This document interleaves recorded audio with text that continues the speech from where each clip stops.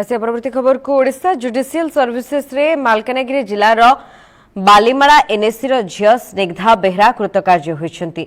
Odisha judicial service 2023-24 परीक्षा फल प्रकाश पाई सारिछि, जेउथिरे बालीमाला झील स्निग्धा बेहरा 29तम स्थान रे रही कृतकार्य होइछंती।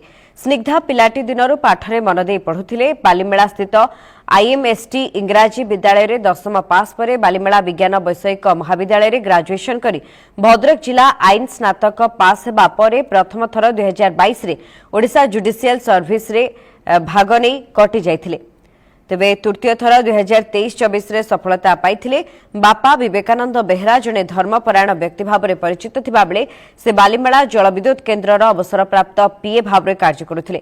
मां जने शिक्षयित्री स्निग्धा विवाह करथिले भद्रक जिला अचक गाने। तेबे स्वामी आलोक रंजन साहू मध्य जने सरकारी कर्मचारी। स्निग्धा कहबा कथा जे तांका स्वामी आलोक तांका पई प्रेरणा।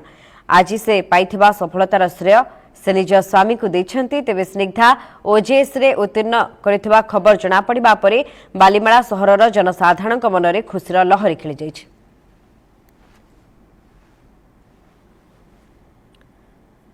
चांदबाली रे